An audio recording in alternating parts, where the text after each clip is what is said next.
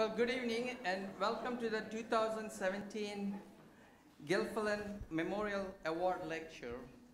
Again, I really appreciate all of you being here, given that tonight is NCAA championship.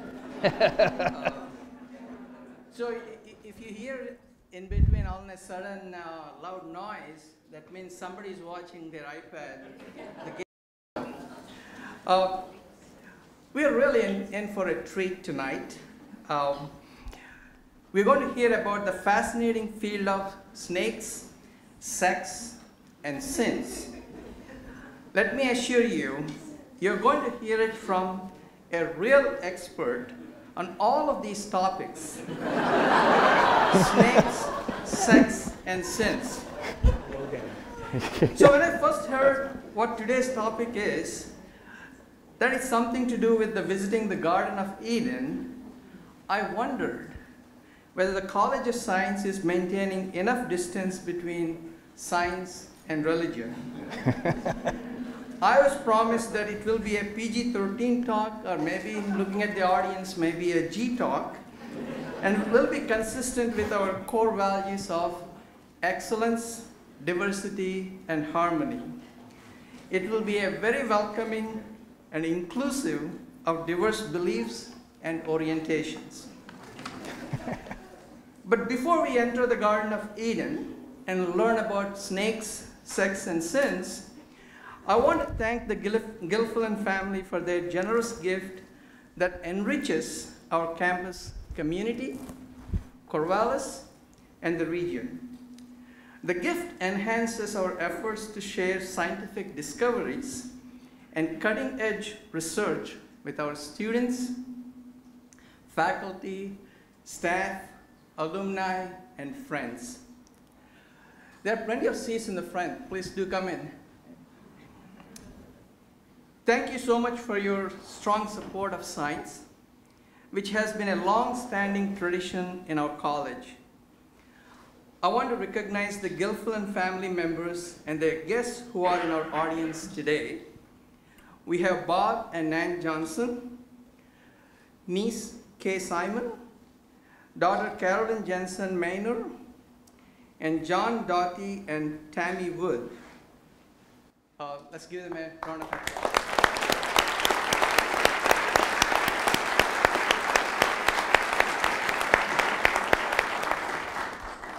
Of course, they have many other friends in the audience. I also actually want to quickly recognize our former provost, Ron Adams, and our current provost, Ed Fazer, and our former dean, Fred Horn, for all being here.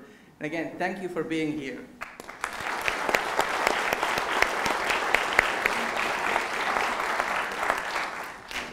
I will let our speaker introduce his family and his fan club who are sitting also in the front row. Again, back to the Gilfillan family, they established the Gilfillan Memorial Award to honor Francois A. Doc Gilfillan, who served as Dean of the College of Science from 1938 to 1962, almost 25 years, and as acting president of OSU from 1941 to 1942. The gift honors Doc Gilfillan's life and recognizes his extensive service and the contributions to OSU, our college, and the field of pharmaceutical chemistry. He was truly an inspiration to the colleagues and students alike. The Gilfillan Memorial Award recognizes distinguished scholarship in science by honoring faculty with extensive scholarship and scientific accomplishments and who are widely recognized by their peers. Tonight, I'm really honored to introduce to you to the 2016 recipient of the F.A. Gilfillan Award for Distinguished Scholarship in Science. He is an internationally recognized biologist, a herpetologist, and actually commonly known as a snake scientist. In Corvallis, if you are having trouble with snakes in your yard, who do you call? We call our tonight's speaker.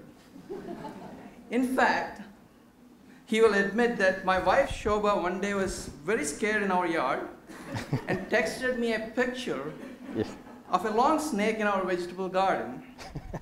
So since I know nothing about snakes, I decided to call on our local expert ophiologist. He looked at the picture just once and immediately texted back to me and said, "Please do not harm this snake. She's harmless, not poisonous, and it helps keep the rodents away from your house." So I told him, maybe we can use some of those snakes for our kidder hall, and maybe even for cur hall, where we caught really real rats recently. And I'm not talking about us administrators. I called Shobha immediately and told her not to worry. And as I was talking to her, I got another text from him saying, "Hey, please don't tell Shobha that she's expecting." That got us really worried. That is when I knew that our speaker is not only an expert of snakes, but also of sex. He could just tell by the picture of the snake that she is pregnant snake. So he's not only well known for his research on snakes, but also known for his outstanding teaching, mentoring, and a tireless champion for student success. As the chair of the Faculty Senate, he's also a leader for all our faculty at OSU and dedicated for faculty success. You all know him very well, and of course, I'm talking about my buddy, Bob, Bob Mason. Tonight in his talk, The Garden of Eden Revisited, What Can We Learn from Snake, Sex, and Scents? Bob will take us into the fascinating world of snakes and their sex pheromones. Bob received his PhD in 1987 from University of Texas, Austin. He worked as a postdoctoral fellow at the National Institute of Health before joining us in 1991 as an assistant professor. In his career spanning over 25 years, he published over 150 research papers in prestigious research journals like Nature and the Proceedings of the National Academies, among many others. He's also popular in the media and shares just facts, the impact of science regularly. He has a very active lab and graduated a number of doctoral students and undergraduate students. His students are very well placed, and in fact, he gets the greatest satisfaction by seeing his students, graduate students of their own. So let me just highlight few of Bob's accomplishments. As probably several of you have seen, his National Geographic Society video about a snake den in Manitoba is watched by millions of people. I was watching it last night again. It's wonderful to see how kids enjoy playing with the snakes without any fear. He teaches one of the most popular courses on our campus related to vertebrate biology. For his outstanding teaching, he has been nominated 5 times for the Lloyd Carter Award for Teaching Excellence in Science. He was an education fellow in the life sciences at the National Academies of Science. He's an elected scientific fellow of the Zoological Society of London. Bob has been honored with the Milton Harris Award in Basic Research in our college, the Thomas T. Sugihara Young Faculty Research Award, and the Motor Board Society's Top Professor Award at Oregon State, among many others. Bob is also really a great recruiter. Anytime I have a prospective student or a parent call, I can count on Bob because he's patient, positive, and proactive. I can always count on him. It's an exciting time to be in science, and it's an exciting time to be here with all of you. Without further delay, let's hear about snakes, sex, and sense from a global snake scientist as we explore the science behind it all. Thank you so much for joining us in this celebration of science. Please join me in welcoming our speaker, Bob Mason.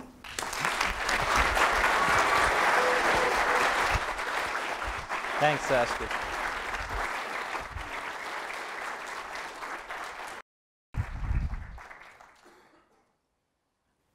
All right, can everybody hear me with this? Well, thank you. It's so, Sastry was joking, but I really appreciate everybody coming out here, so many old friends and new friends, and I really do appreciate your missing the game to come out and hear about this work. So that's our title. So the thanks to the boss, as I call him, to Sastry, to the Gilfillan family for making this possible. It's really a great honor to be. I was talking to them earlier and talking about Doc Gilfillan. For those of you who don't know about him, you should look him up. He was truly a polyglot and a polymath. So, and you can look those words up, you young people, if you don't know what those are. But at any rate, a very interesting fellow. So it's really quite an honor to receive the award in his name. And I want to thank the College of Science folks too, like Debbie and Z, who are the kind of the behind-the-scenes people that really make all of these things possible. So I always talk about this. People always say, you know, where did you meet your wife? And like, well, I met her in a snake pit. Where do people meet their wives anyway? And this is my wife, Sarah, who's down here in front. And she did, just so people don't think about, she's a social worker. Now she works at Soft Star Shoes. Anyway, she was not a student or anything like that. She came up to Manitoba on an Earthwatch expedition, which is a kind of an ecotourism thing. So there we are marking snakes in the field. And of course, I don't know about her, but I fell in love with that. I mean, you know, snakes and this beautiful gal.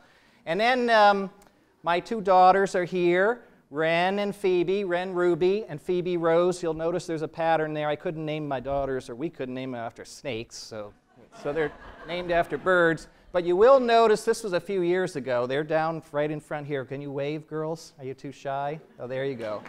Yeah.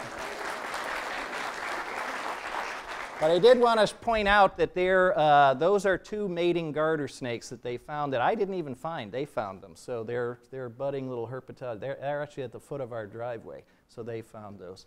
And then also here is my father-in-law, Frank Vinacore, who just flew in yesterday from Atlanta. And he has recently retired. He was a big gun at the Center for Disease Control, in charge of all the diabetes research. So there's science running in both sides of the family for those young women. So Frank, thanks for coming out. My daughters might beat a hasty retreat because I think they may not enjoy this talk hopefully as much as the rest of you will. All right.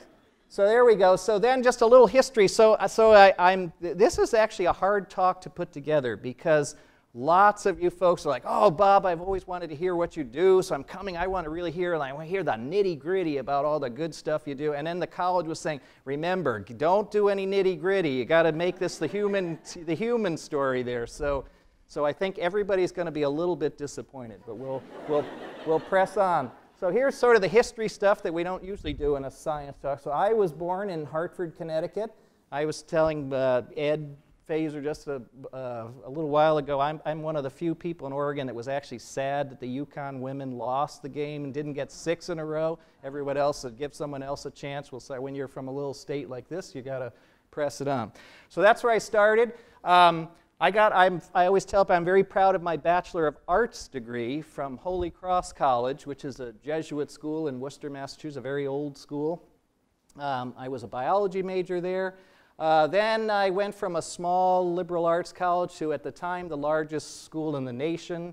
It isn't now, but at that time it was. And I remember coming over the hill, driving in from New England and saying, woo, am I a small fish in a big pond now?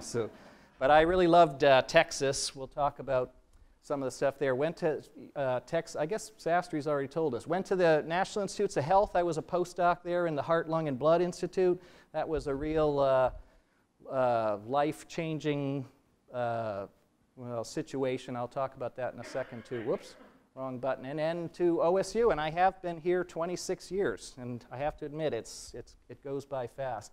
Mentors, what can we say about our mentors? Gosh, they're so important. So at Holy Cross, these mostly not David, but Joe McGuire was a dean. He was a dean at Holy Cross. He was the one that got me really interested in teaching and talked about how teaching was just such a great mission that's one of the most important things we can do is try to impress upon people, pass knowledge on to the next generation. So he's passed on. He was very influential. My advisor at Texas, he's still active, still working. David Cruz was the Institute of Reproductive Biology there. He's quite a well-known reproductive biologist. At NIH, Hank Fales was my mentor there, and a few of you chemists might know. So I always say I went from biology to full-on chemistry. I was in the laboratory of biophysical chemistry, so I wasn't even biochemistry. I was way over in analytical natural products chemistry. And another mentor there was John Daly, who actually has a connection to OSU because he got his bachelor's and master's degree here in chemistry. And so he was a very famous, he was a person very well known for working on poison dart frogs. So identified over 400 alkaloids and how they worked as sodium channel, they poisoned sodium channels, blockers for them. And he was also an interesting kind of a polymath. He was a chemist, biologist. He did field work all over the world and yet was a pharmacologist and a chemist and what have you. So he's passed on as well. Jane Lubchenko was the one that recruited me here to OSU, and so she was. I definitely count her as a mentor. When I was a young pup, she was really very proactive in really working with young people like Barb. I know was here. Barb Taylor and I were brought in at the same time. She was good. And this rascal is in the back there, Fred Horn. And I remember at the time, when I was talking with Jane after, she said, you know, it's very odd, but she said the dean came to your job seminar. And the dean, I hope this isn't bad, the deans just don't come to your job seminar. So why did he come to yours? I said, I don't really know. And so when I went and talked to him later, to a mutual colleague, but anyway, Jerry Meinwald, who was an old friend of his, a chemist, a very member of the National Academy at Cornell, said, Fred, this guy is applying for a job there, and if you don't hire him, you're a blockhead. And so Fred had to come in and see who this guy was. At any rate, so that was interesting. And then this is a longtime collaborator, again, a very, very famous evolutionary biologist from University of Sydney, Rick Shine, who's I've worked with for many, many years now. And he's still going. So there's just, again, both of these guys have passed on, so it's interesting. We had they had a symposium, and I was able to speak at these and remember those guys. So it's nice in a talk like this to remember your roots. This I just showed is the same thing. This is a kind of a Northwest totem of in fact, when I first was in here, and you see these Native American totems, you think, well, geez, these garter snakes are all over the place here too. They must have had something to do with them. And so I met a Native American artist up in Seattle, and she said, oh yeah, there is Sayusiutl, which is a two-headed snake in native lore, and the two heads talk, but one head tells the truth and one head tells a lie. So if you're wise, you know which one is telling the truth. So anyway, she modified this, so we're reproductive biologists. That's what the head looks like, but this is garter snakes are live bearers, so there's the babies inside, and so that represents the wheel of life and the reproduction. So anyway, I really like that symbol. Okay, this is just another one, just this sort of like free thinking here is, this is a real picture, and as you can clearly see, that is a garter snake. And so, I don't know if there's any astronomers here, but I don't know if that's a galaxy or a nebula or something, but at any rate, that's actually a real picture. But if that's not a garter snake with that stripe, I don't know what is. So at any rate, that's just whatever. what do we do? So this is, again, when you're giving a talk like these and you kind of look back in your career. Oh, that's the other thing, too, I have to mention. So several people say, oh, well, you know, I didn't think you were retiring. I'm 56. No, I guess I'm 50. I'm not retiring anytime soon. So this isn't the swan song. So I got lots to go here. But like many people these days, and this is the most fun about it, we wear lots of hats. And so one of the hats we do, and so our students, you'll see some of this work, behavioral ecology, chemical ecology, which is the pheromone work, which mostly I'll talk about, behavioral endocrinology. All right, bye, girls. I was going to say, that's, you know, that's dads for you, know, that's like, you never get a break. I won't talk much about our behavioral endocrinology work. I'll show you some of that stuff. And then we've done neurophysiology work too. But all of it, of course, impinging on reproduction here in the center. So again, I won't talk about most of these things, but it's a fun career to do this. So you think, oh, snakes, you know, this guy. So my wife can tell you too, there's no snakes at home. So when you have, I don't know, what do we have now, guys? 600 snakes, 600 and 800? I don't know. 800 snakes at work. The last thing you want to do is go home and look at another snake. So there's none of those at home. But I've been fortunate enough to do a lot of work. This is what we'll talk about mostly today, the Canada story. Here's us in Oregon where we get, there's one of Sastri's. There's that gopher snake. Sastry, this don't tell Shua, but that's how big they can get. I think hers was smaller. Done a lot of work. I won't talk at all about, worked for about 10 years on brown tree snakes on Guam, which is a whole different story, which is a fun one to talk about. That's one where fact is stranger than fiction, too, where these snakes, there's about 13,000 per square mile. They were introduced onto the island of Guam, and now 9 species of birds are extinct because the snakes literally ate every last one of them. So that's an applied project to try to come up with pheromones as biocontrol agents. This was some work, again, did a lot of work in Australia with my colleague Rick Shine. And this is with us, we challenged each other, like what would be the most dissimilar thing to a garter snake to try to, because people would say like, oh, you know, that's great for garter snakes, but you know, maybe that's not generally true. So we thought, well, the most dissimilar thing I could think of were sea snakes. So these are banded sea kraits. They're frankly quite deadly, to tell you the truth, but they never bite. I shouldn't say, of course, until somebody bites you, but they come ashore on the islands of Vanuatu. So we went way out to Vanuatu. I always say that's like the last truck stop on Earth. So we went there and we were able to work on those. And this became a really fun project because this little guy these two were known species, and this was a cryptic species that we were able to discover because of this pheromone work. So that was fun. So anyway, the point is, you have lots of adventures when you're doing all this stuff. All right, let's get down to business here. Snakes and sex and sense. So this is all about chemical signaling. So the scents are chemicals. And if you have signaling occurring within the body between two cells, that occurs through the use of hormones. And so we study that in terms of behavioral endocrinology. So our cells communicate with one another by hormones. If there's two individuals communicating with one another, they do that by means of pheromones. So those are chemical signals produced by one individual that affect the behavior and or physiology of a conspecific individual. And so that is what we study, what chemical ecologists study. So again, one of the hats. I'm going to go kind of fast through some of these things because I know time is short here. But so, you know, why study pheromones in snakes? Well, they have very well-developed sensory systems. They have a very good olfactory system, but also a vomeronasal system, which is a specialized organ for detecting non-volatile cues. That's really important. Things that are not wafting up, that are volatile, like through your nose.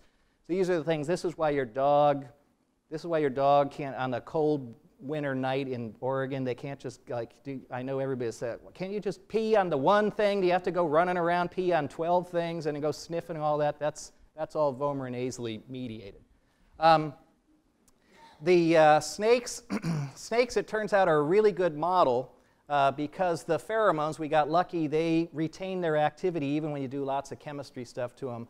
The bioassays are very robust and quantifiable and unequivocal, and I'll show you those, and you can be the judge yourself. And then, as I often say, the exception often illuminates the rule. And the most important thing is, for biologists, we like to have big samples. Yeah, I was going to say, I should warn you, yeah, if you get the heebie-jeebies from snakes, there are no live ones here, but there are going to be lots of videos here. So yes, when I was in the chemistry world, as I always like to tell my chemistry friends, they don't even know statistics. Do you know that? You guys, where's Kevin? Do you guys majors even take statistics? You do? I was going to say, well, in chemistry, because they always say they don't have to do sample size, because you can tell for sure it either is or it isn't. But we biologists have to use statistics to do our sampling. So this is where we're going to go. This story is up in north-central Manitoba in the Interlake region. And this is what I say, this is what Manitoba looks like at the nice time of the year. That's early spring. And you can see the geologists amongst us, or the geographers, yeah, there we go, this is the remnants.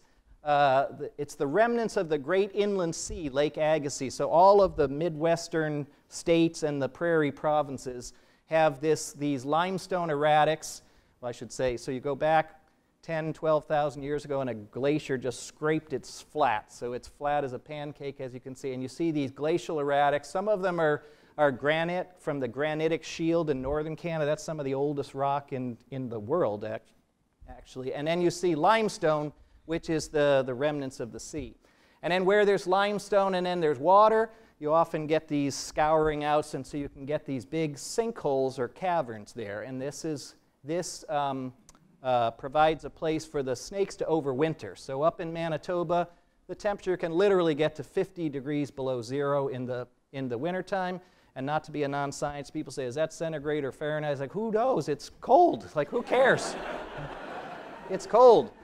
So this enables them to, this enables the snakes to get in under the frost line and to be able to survive the winters. And the winters up there, they hibernate for up to 8 months of the year. So they have a very short time on the surface. They're these snakes, so this in the springtime, and early spring is actually late April, early May up there is early. We're in early spring right now, but it's not even close up there. And so what happens is, the snakes go underground, they hibernate, and then they, like most vertebrates, the males arrive on the breeding grounds first. In this case, they just come up from underground. So these are all males. These are all males. They come out in these big aggregations. So a den site is actually about the size of this stage here, and there's about 75,000 snakes in there. So you're literally, yeah, ankle or shin deep in snakes. So these are all males, and as you can see, they're looking and looking. Yeah, look. They're all looking. Well, what are they looking for? What do males in the springtime, what does your heart want to do? Ah, there she is. So they're looking for the newly emerged females to come out. And so there's a female coming out, and the males kind of set upon her. And so here's a little video here. These are kind of grainy on this big screen here, but hopefully you can see these. So these aren't, as you can imagine, they're not just sort of barrels of snakes I threw down the hill to make a nice photo. This is what it really looks like.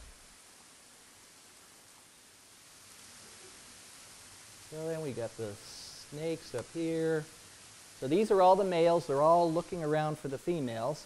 And so now these are what are called, so there's one female, so there's one right in here. This is like looking at beehives under glass for the queen bee. So females are much larger, there's another one here. Females are much larger than the males in terms of their snout vent length and body weight. So here's a big female in the middle, and these are all full-grown males, and they're exhibiting these two very diagnostic behaviors. They're chin rubbing up the back of the female, and then they're tongue flicking very rapidly to get chemical cues into their vomeronasal organ.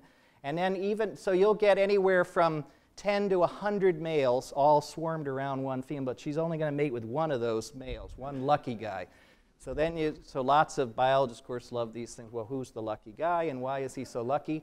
Then snakes have something extra. Males have 2 hemipenes, which is a terrible name. It's not a half a penis. It's actually just they have 2 completely different hemipenes. And of course, I know what you're all thinking. Why do they have 2 and we only have 1? And the question really should be, why don't we have 2? Because reptiles are ancestral to mammals, excuse me. So anyway, I'll let you ponder about that. So they mate. They mate for about 15 to 20 minutes, and the male deposits the sperm and then leaves a copulatory plug in the female's cloaca. So let's talk a little bit about this, so the pheromone one. And so I have to say, sometimes our research is kind of simple-minded. So here's these mating balls going on in the background here, and there's this little guy saying to his head, well, hey, Dad, which ones are the girls? And so you look, and so here I'll give you the quiz here. So here's a group of snakes. This is what a snake sees. So, you know, when we look down, we can see those big females, but this is what a snake sees. So there is a female in there. Anybody know which one it is? Forget it. It's this one right here. That's the female. So this is what males see all the time, is this. So I would posit to you folks that visual cues, maybe not so good for picking out the females. They're not colored any differently. They are larger if it's a really big one, but some, of course, younger females are close to a male size. Snakes, like we're hearing now, the frogs are calling and so forth, birds are calling. Snakes don't make, garter snakes, they don't make any sounds. And as I sometimes, are any of the vets in here? Sometimes as I have to point out, snakes don't have ears, so they can't hear anyway. So there's no, auditory cues are no good. So what could we be left with is pheromone cues, odor cues. So this is, I'm not going to go into all of this stuff, but you can do all kinds of fancy good stuff here to basically remove pheromones from the female's dorsal surface, because that's where they are. Unlike insects, they don't have a gland. It's all over their dorsal surface, and they're part of the skin lipids. So just like we are covered with, all terrestrial life is covered with lipids to retard transcutaneous water loss. Plants, animals, what have you. We have that. We don't think of ourselves as greasy, but you all remember when you were a little kid and Mom washed the windows or something and you put your greasy fingerprints on it. That's, we have lipids. Well, snakes are as well. Nobody thinks of them as greasy, but they're full of lipids as well. We do a lot of, that's an older mass spectrometer down there. They have whoops, go back on. They have very robust courtship behavior. I guess if somebody's courting and mating in your hand, that's pretty good. So here we are. You can see we're out in the field. So I don't have these like dodgy mice and so forth that like you look at them cross-eyed and like, these guys are more than happy to exhibit their sex behavior right in your hand. All right. So to make a long story short for all, I've got a lot of chemistry friends in the audience here. So these aren't the most sexy molecules for chemists, but these turns out, to make a long story short, that the pheromone is a homologous series of saturated and monounsaturated methyl ketones. So ketones, aldehydes are very common as pheromonal signals. And so I just threw these requisites. I told my chemistry cause, I can't even remember how we did these, but it looks really impressive. Biologists really love these things. 25 years ago, I could do this stuff, all these relay cozies and cozy NMR experiments. But it was fun to do that. This was all stuff we did at NIH. Then we synthesized them. Kevin, what do you think? Sandra? Pretty good, huh? Like to look at this. Some. Any rate, we were able to synthesize these, and then this is showing what we actually did with those. So this is, again, you can see the other thing is all of this is done in the field. So this is a control. These are the synthetic pheromones. So remember the mating balls. So this is, they'll get even more so. These are the males the other thing about snakes, people say, well, why don't you have models of snakes? Like, because they don't need it. We just put a paper towel down and they'll respond to it. I mean, I have to say, even though I like working with snakes, they're not the sharpest tools in the shed. So they don't need a model. It's like, this smells like a female, and so I hate to say this too, they'll try to mate with the paper towel. So they're not the swiftest of folks. So here's just one example of the kind of stuff we can do. Here you can see it visually over here. So males prefer larger females to smaller females. Here's a smaller female. There's a couple of males on her. And here's a larger female, and there's lots of males on her. That's because larger females will produce more eggs, so it behooves you to mate with a larger female if you have a choice. And that's what's kind of shown over here in the data. And so then one of my grad students, Mike Lemaster at the time, said, you know, is it just, again, the visual cues, are they able to get that information just from the chemical cues themselves? Well, you probably know where this is going. So I showed you that the small female is the large females are preferred to the small females, but also the large female lipids, remember the skin lipids on her back, are preferred to the smaller female lipids. So it does look like, just from the chemical cues alone, they can get information about this large female. And so this is a very complicated slide, and so what I want to show you here is this is a size, here, snout vent length of the female. So these are big females, these are little females. And then this is the percent of unsaturated methyl ketones. So the ones with the double bond, they're about an order of magnitude more attractive to the males than the saturated ones. So what we can see is here over A, these are the small females. The black are the saturated methyl. They're mostly made up of, or consist of saturated methyl ketones. Here's the mid-sized ones. The large females that males really like, their skin lipids consist mostly of the unsaturated methyl ketones. And then here's the mid-sized ones. And so this is just showing that the chemistry of the females themselves, that they have an honest signal. So if you're a large female, you're advertising your status there. And so this is something the males can figure out all from really one tongue flick. So then we did some other things. Garter snakes are kind of fun to work on, or neat to work on, because they are very wide. They're one of the most widespread vertebrates in all of North America. They go from east to west coast. They go from the Arctic Circle down to the bottom of Mexico. And they're all different species of those. Depending on who you talk to, among the snake geeks, I'd say about, what do we think now, Aaron? 32 species or something like that. Leslie, what do you think? Okay, see, they're going to agree. Good students there. So here's the guys we've been talking about. Here's, here's a plains garter snake. There's another one that lives in Manitoba. So these are sympatric, but they're different species. These two, this is the one you guys have seen here in Oregon and right here. Bill, these are the ones you see in your bed. Where's Bill Piercy? I was going to say, so these are the ones he's got tinned. We've used his yard, thankfully, and we're able to find a lot of these. These are two Oregon ones. So these guys are the same species. You can see Thamnophis sertalis, different subspecies, but they don't ever see each other. These guys live sympatrically here in Oregon. Any rate, so did they make mistakes here? And this is some statistics here, but here are the guys that live up in Manitoba, the red-sided garter snake and the plains garter snakes. They don't make mistakes because the pheromone signals of each, just clearly, as you can see with these scatter plots, they don't overlap whatsoever, so they don't make mistakes like that. And here in Oregon, same thing. You don't get them, the pheromones clearly delineate who's who, and so they don't make mistakes there. So here's, I didn't show you all of these things, but here's a male courting a female with just one single tongue flick, and I literally mean that, one tongue flick. They can tell who's a male and a female.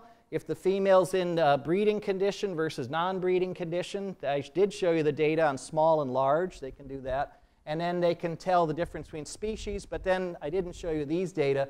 They even can tell the difference between an individual from your snake den and the same species but from another den. And unlike what we thought that they would really like the strange females. And it wasn't that way. They greatly prefer their own females. And then I always say this points out a bias that people think, well, you have to avoid inbreeding. And so people say, well, it goes all the way back to Darwin. I say, yeah, but in that same treatise, Darwin talked about outbreeding avoidance as well. So there may be traits that are in your den that are so critical that you want to only breed with individuals from your den that share those characteristics as well. But we're very biased towards inbreeding avoidance. So this is kind of an interesting story that I didn't show you all the data on.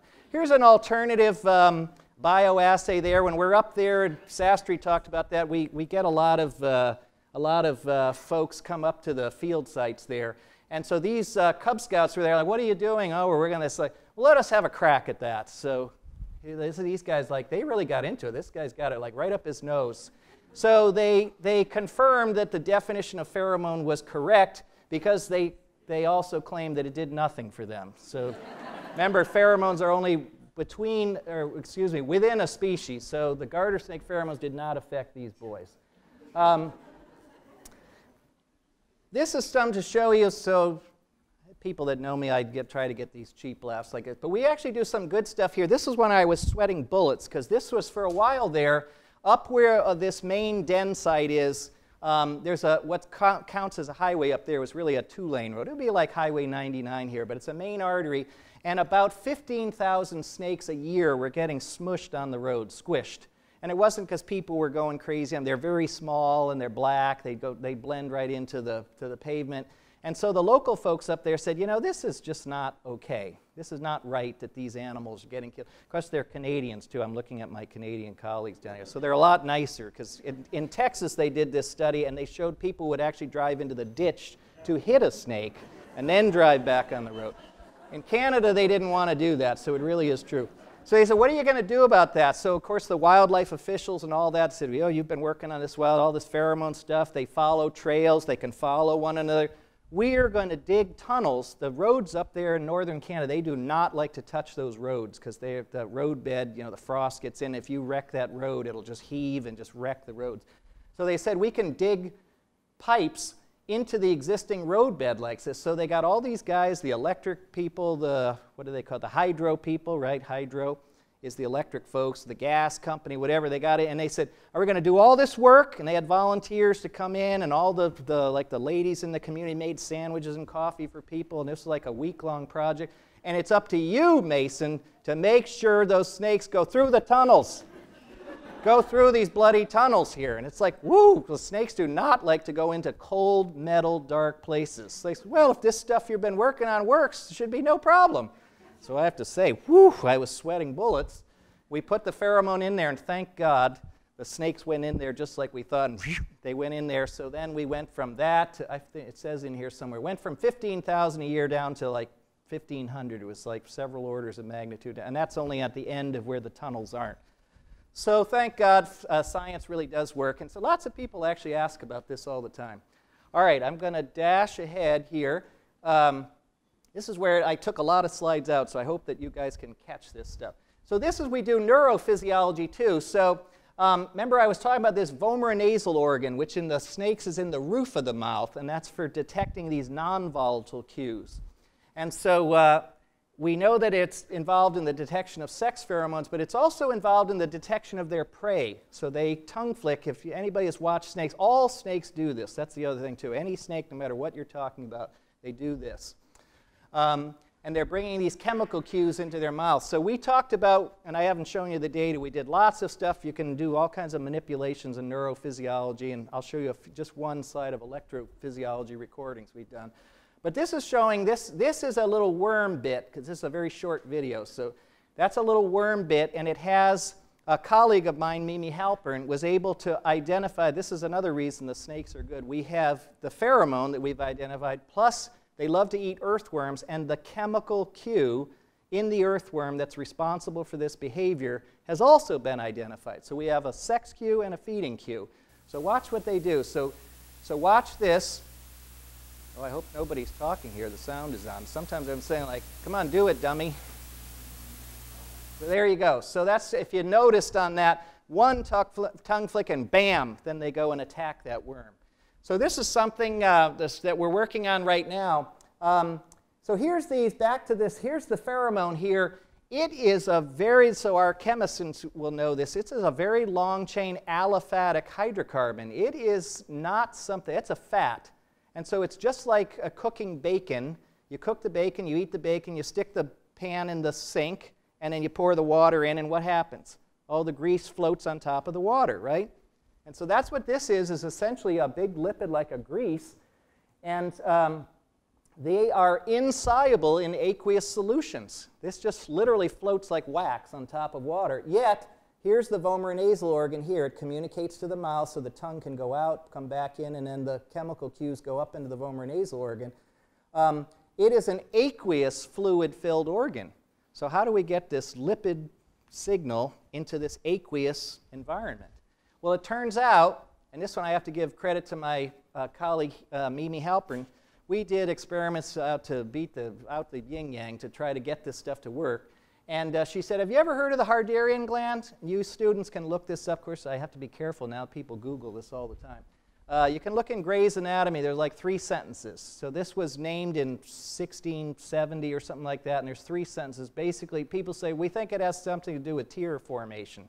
Well, of course, snakes don't have a wet eye, so They don't have an eyelid, so it's definitely not that. But what it does do is it produces all the fluid that goes into the heart, to the vomeronasal organ.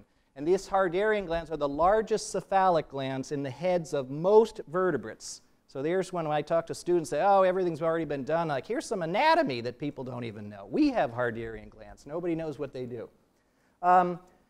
This is just proving that they do produce fluid. You can see you can inject it into the Harderian gland. This is just ink, and it just pops out just a few seconds later, comes out of these ducts in the roof of the mouth of the snake. We found that if you put the Harderian gland homogenates in with the pheromone, it solubilizes it in a concentration-dependent manner. So there's something going on with this Harderian gland. This is all the neurophys I'll tell you about, because this gets complicated pretty quickly. But all this is showing is if you do electrophysiological recordings right from the brain of the snakes, if you do a control substance, nothing happens. If you do the Harderian gland secretions themselves, nothing happens. But if you take pheromone and Harderian gland secretions, you get a depolarization there. If you do twice as much, it gets more. If you do 4 times, it gets even more. So, and there's lots of detail. Like I said, I left a lot of these slides out. Here's, if you're a purist here, you can see that that's a good analysis there. So, what we can also do is if we do a Harderianectomy, we can remove those Harderian glands, and if you do that, that abolishes the behavior completely, or just about completely. So there's a sham group and an intact group, so they need a Harderian gland to be able to detect these pheromones. Interestingly, they also need a Harderian gland to be able to detect their food, the earthworm. And that was surprising because the earthworm, this ES20 is what's called earthworm shock secretion. So this is when you've probably seen, if you look on crazy Google things, people will stick electrodes into the ground and wet ground, and zzz, and then the worms all come up to the surface. It's a way to collect worms. Who knew, right? But at any rate, that's a way that also it makes an alarm pheromone for the worms. So if you grab them, you can do this yourself with earthworms. You'll see they get slimy real quick. And that's an alarm pheromone for the worms. Well, that's also what the snakes really are attracted to. But that's water soluble. And yet, you need to have, in this case, it's the opposite kind of, this is latency to attack the worm. Remember the movie? That thing conflict in, what was it, 1 second or something? So this one you can see it takes 160 seconds if you don't have your Harderian gland. So somehow in fact, what they do is they just poke it, their tongue flicking, blah, blah, blah, blah, blah, blah, blah, around the worm, and you could see what the other guys did. And so what I talk about often is what we have when the males and females come out of the ground first in the spring, they're only interested in sex. So, as I always say, not feeding. So then as time goes on, the male's interest in females goes from 100% or just about, and it goes down to 0. So when you go out of the breeding season down here, at the same time, your interest in worms. When you first come out of the ground, you don't eat. You're not interested in feeding, but at the end of the breeding season, everybody's interested in that. So when and this is very common in many critters, when you're breeding, you're not feeding. And when you're feeding, you're not breeding. Of course, humans, you don't talk about humans, so that always throws it. But many, many animals do that kind of thing. And so that's the one, if you can't be looking for food if you're looking for mates. All right. And so then this is just kind of interesting. This is all kind of classical work. In the winter, the Harderian glands regress. And so the males and females are about the same. In the spring, here's females, very similar to the winter, but males have a hugely hypertrophied Harderian gland. So even though the males' heads, as you saw, are much smaller than the females, they have a huge Harderian gland.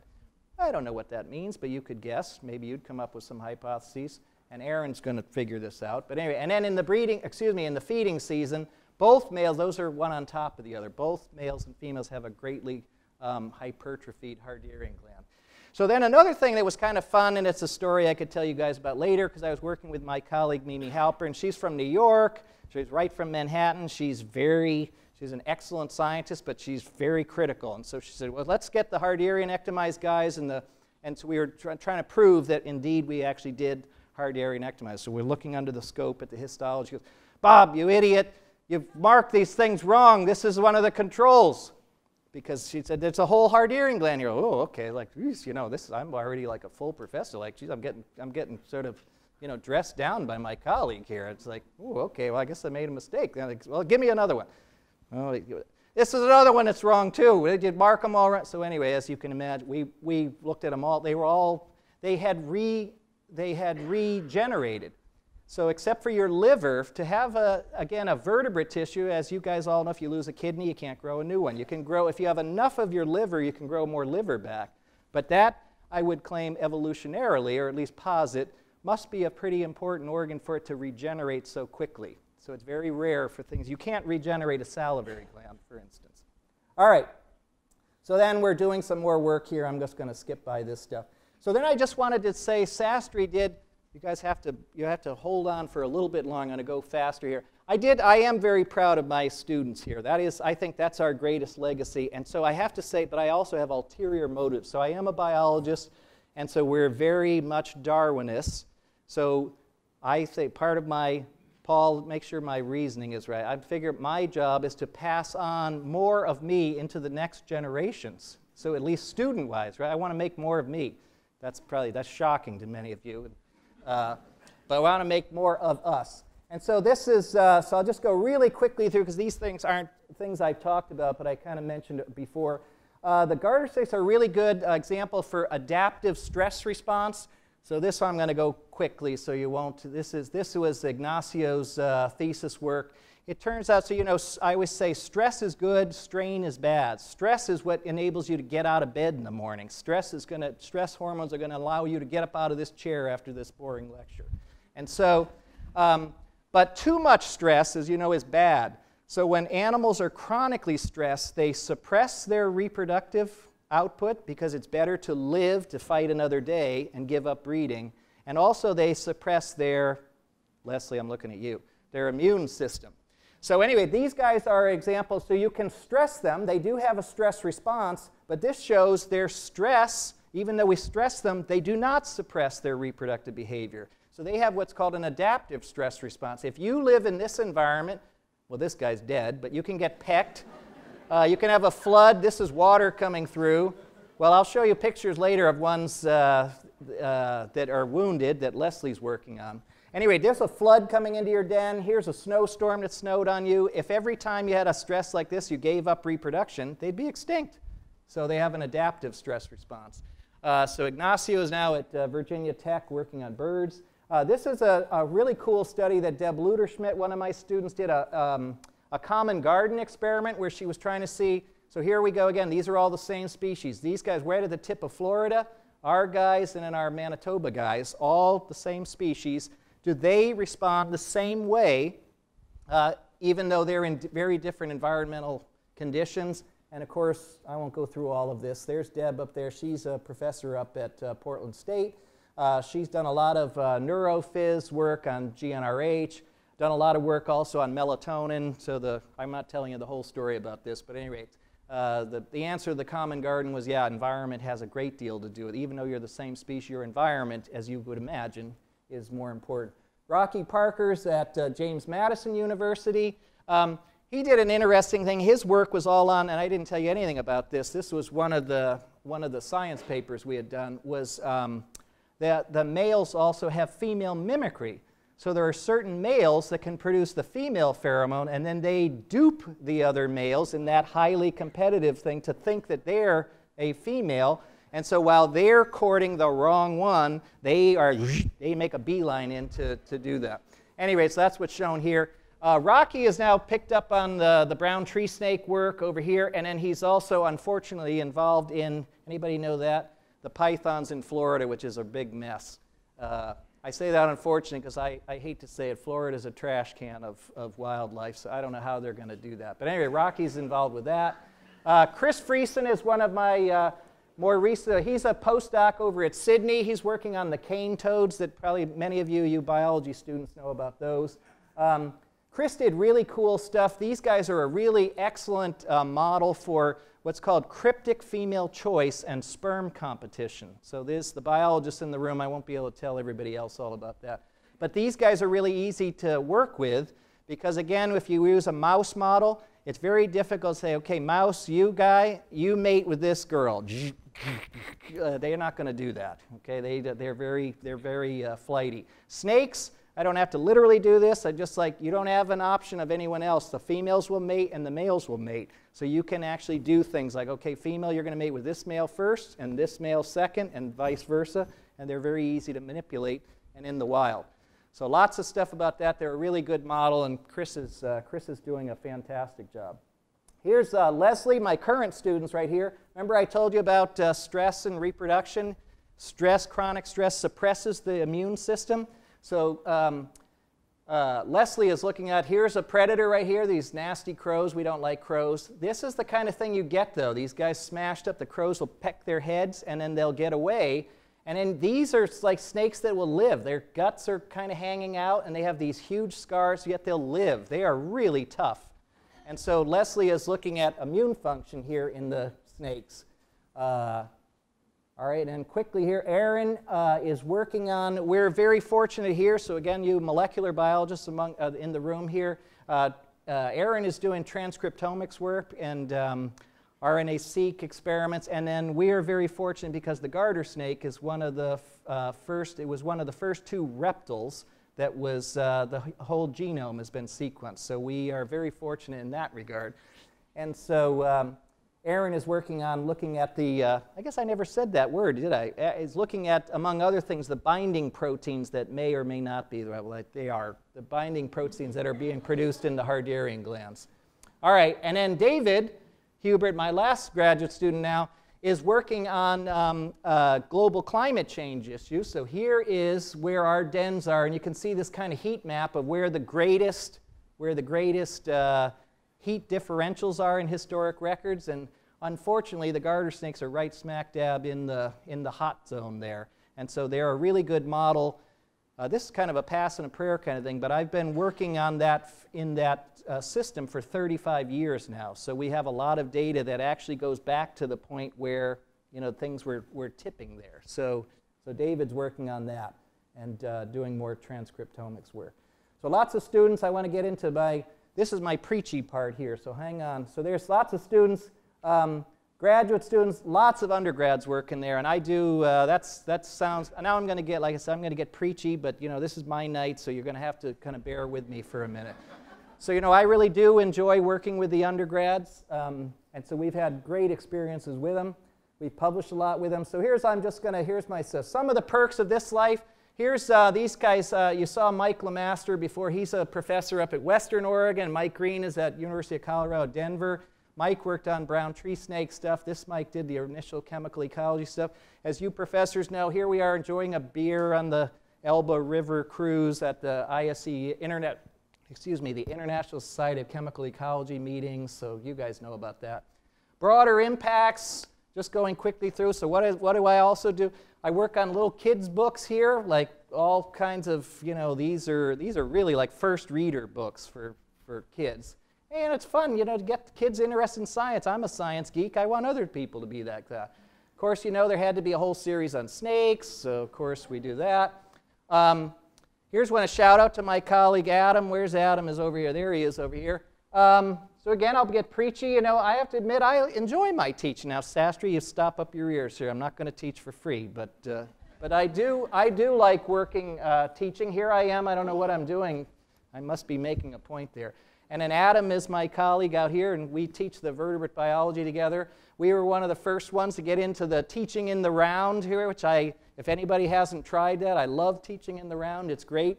We love this class. I know some of my vertebrate biology students are in the audience here. And we're doing a lot of stuff. Shout out to my colleagues that are with our teaching mission. We've done a lot of curricular and innovative teaching advances. So along the line, you know, had a great, our big society meeting, the Chemical Signals in Vertebrates meeting. See the orange beaver here. We published a book, and I might add, Sastry, it is 2,500,000th on the Amazon bestseller list. So please go out afterwards and try to get us up a couple of things right there. So, all right.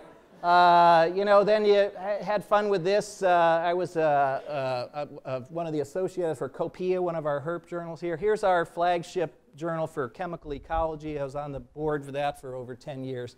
So that's fun. This is kind of interesting. This is this month's issue, and even though John Daly died 8 years ago, this is still research that's coming out of his lab group. So he was a Titanic guy. So this is this month's issue, and that's the cover right there. It's still a poison dart frog work.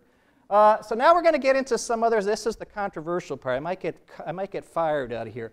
Here's one U-Haul. You guys might have seen these things. So here's our snakes on the U-Haul, and if you go to this U-Haul thing, you'll get hooked up to our website. They do that. U-Haul gets over 100,000 hits per day because, you know, people are going on, the families go down the highway, you know, in the summer on their trips and whatever, and people say, oh, that's cool, let's look about garter snakes.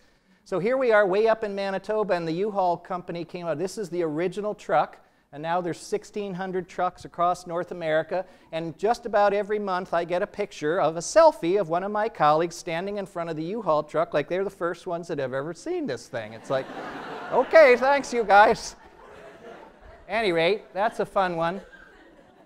Here's the snake book that Sastry talks about. That is actually pretty cool. I didn't write it, Cy wrote it, and great pictures by Nick Bishop. But this thing, Houghton Mifflin published this, and this thing, this is in like libraries, I'm not kidding, all across the country. It's in the Corvallis Library. Everybody's got this stuff. My wife can attest to that. I get emails and stuff all the time from kids like, you're my hero.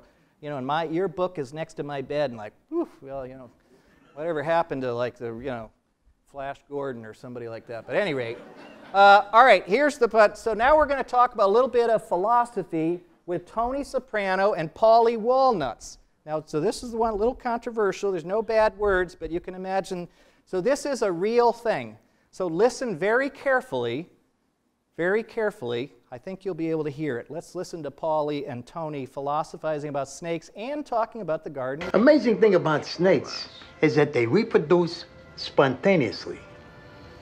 What do you mean? They have both male and female sex organs. That's not true. That's why somebody you don't trust, you call a snake. How can you trust a guy who can literally go themselves? To a geologist. Don't you think that expression will come from the Adam and Eve story?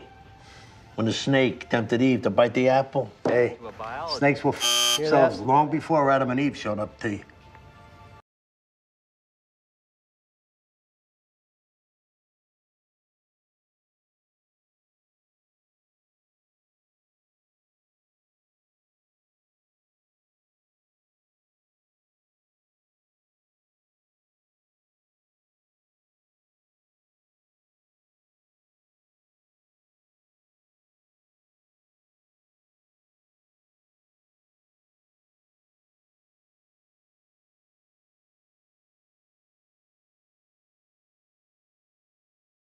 We gotta clear the snakes out of the cockpit. Yeah, clear the snakes out of the cockpit, yeah.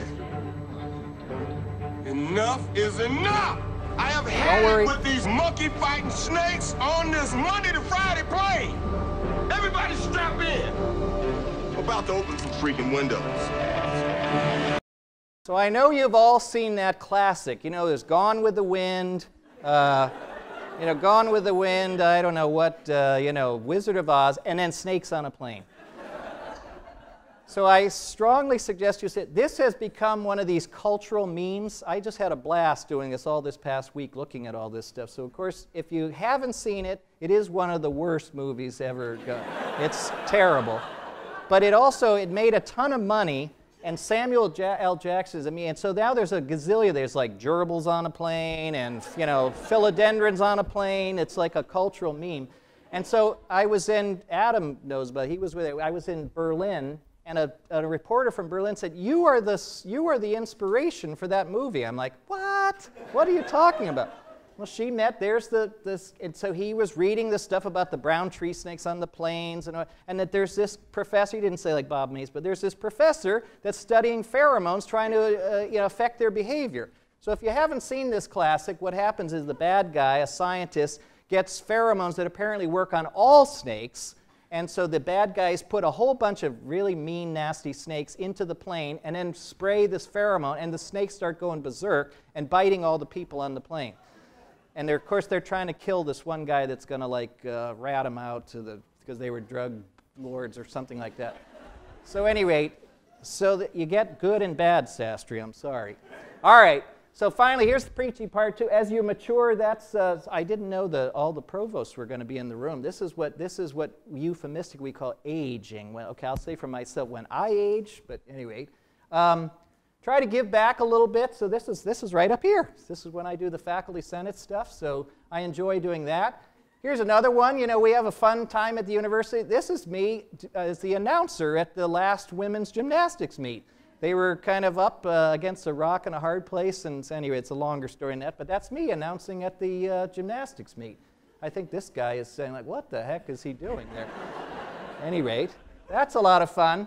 And then the most thing, this is the end, the best thing of all, you're really lucky in life if you get to work with really great colleagues and students like I have, and I do mean that part is sincere. So that's our integrative biology department there. So with that, the end. All right, thank you.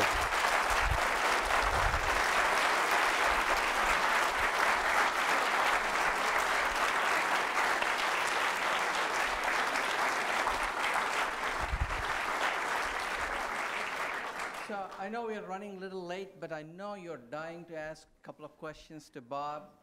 So if you have any quick questions, Bob will take them on.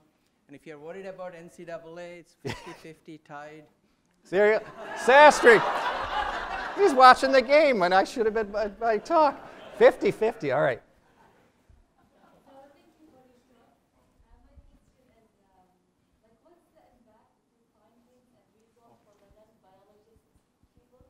What's like the take-home message there and so on? So I would say that's a good question. So I didn't get a chance to really develop all this. So when I say the exception often illuminates the rule, so when we study reproduction in mammals, or including humans, we have a lot of things like reproductive infertility, reproductive failure. And so then you can work on mouse models and so forth. And that's all well and good, but anything that has developed in a mammal evolved earlier on, and so looking at reptile, or the critters formerly known as reptiles, but as reptile models, they're a lot simpler. So when I said that like a mouse, it really is true. If you take the pheromones, because mice have pheromones, you take the pheromones away from a mouse, they're more than happy to breed because they have auditory cues. Males sing to females. They have tactile cues. They have experience. Then they have visual cues. If you take the pheromone away from a snake, the whole thing just grinds to a halt. Nothing will happen. So they're extremely reliant on that. So because they're so reliant on that, it's a very strong, powerful tool to be able to figure out more complex things. And so the other thing about them is a lot of people are like, yeah, well, that's snakes and we're mammals.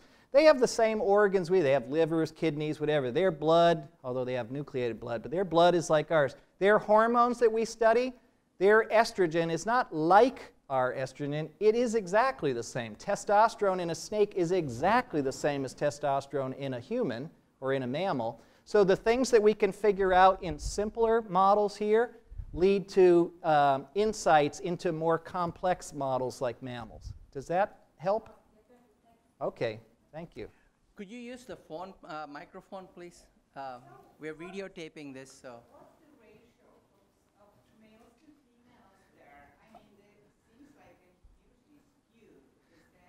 So it is, so Yaga's asking, my colleague Yaga Gaboltovich is asking, so yeah, I didn't say that. So in the den, it's in the population is actually 50-50. There's just as many males as females, but the males all come out at once, so they have access to all those females. So by the end of the season, just as many males will have come out as females, but at any moment in time in the breeding season, it's about 1,000 to 1. So it's a very highly skewed sex ratio, about 1,000 to 1. So what that, well, I won't even get into that, but at any rate, I was going to say, I'm not even going to go there. Yeah. Mark.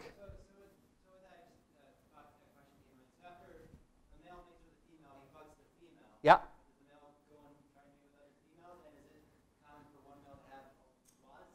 Yeah. Yeah, so so that's kind of a really neat thing that Chris, and actually we'll be working on that this year too. So yes, so a male will mate with a female, and he leaves a copulatory plug that I see a lot of my entomology colleagues, you guys would call a spermatophore, because actually the plug plugs up the female's cloaca, but it's a joint urogenital opening, so they can't be plugged up for too long or they would die. So that plug dissolves over 24 to 36 hours. It has a pheromone in it as well that's a mated pheromone, so that allows the females to get away from those thousands of males and not be just pestered forever. So they can get out, and for years we thought they get out and then they just leave. Because, to be perfectly honest, we never actually looked. When we stopped and looked, like, oh my gosh, they don't actually leave. They hang around for about 48 hours, then they can mate again. And what the interesting thing, in the bottom of the den, it looks like it's just willy-nilly. Just whoever, so you get big, large females mating with little tiny males and little females mating with big males, which is very unusual in the invertebrate species. So it looks like it's just random. But then once they get away, they have smaller mating balls. They've heated up now because the males will mate with them right after they come out. So they are much more choosy, and then there is assortative mating in the second matings. So females can mate several times. So then the whole cryptic female choice is if it's like a big cement mixer, you got male 1, male 2, and the sperm all mix up, and it's a big cement mixer, and you should get 50% from male 1 and 50% from male 2, and that never happens. And so the females, there's variability in the males, and the females are able to influence who's fertilizing their eggs. And then in the males too, we don't know who the Romeos are. We know who they are, but we don't know why they are. So there are some males that are extremely successful at mating, and others are losers. I'm sorry. Sorry about that. Anyway, yeah, good questions. Yeah. Well, the hour is late. Yeah. Let's thank again Bob for his talk.